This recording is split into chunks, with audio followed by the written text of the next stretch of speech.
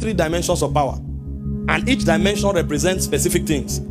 I told them there is delegated power, there is generated power, and there's entrusted power. Each of them holds specific expression. You can't substitute one for the other. There are certain powers you will never walk in until you have revelation. If you like, fast for 1 year or 10 years, you will never walk in it. For example, exousia is a positional power. You can only walk in exousia if you have the revelation of the finished works of Christ and who you now are in Christ. This is why many people can't cast out devils. They are fasting machines, but they can't cast out devils. They do a lot of alms giving, but they can't cast out devils because they don't know the authority in Christ. They don't know the finished works of Christ, and they don't know who they are in Christ. So every time they come, before they talk, the devil will put a little accusation in their heart. You that didn't pray 3 days ago, you are the one coming here. The person will now feel small and say, I will be back, I will be back.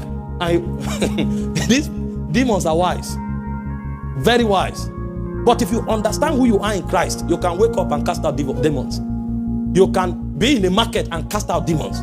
This is why in Luke 10:19 and Matthew chapter 10 from verse 1, when Jesus sent them out, they returned to him celebrating that demons were subject to them.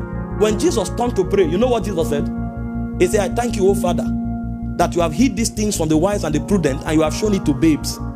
So the people who came back casting out demons, they were babes. But they knew what Jesus gave them, so they went in that consciousness, and demons were subject to them. Now, some people confuse exousia for ischus. Ischus is also a dimension of authority, but ischus functions to the degree that you are obedient to authority. So if you are not obedient to authority, you can't walk in authority. That's ischus operation. And that one has to do with not demons now, but princes and territorial issues.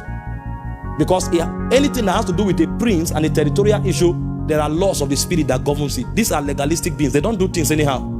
If a prince wants to affect your life, he will make sure you violate something, so that he will stand on the premise of your violation and be bringing accusation before he takes action. It's only a demon that will see space and jump in. And the way he jumps in, he can jump out. But not a prince. A prince is not looking for a body to possess. He's looking for a territory to exercise governance. So he will first of all look for a law to be broken so that he can write his own law. Now, if you come to address a prince, you will need to be under authority to be able to exercise authority there. Now, if you don't know the difference, the moment they say authority, you will feel that unless you have stature, you can't wield authority. So many people today, they have manifestation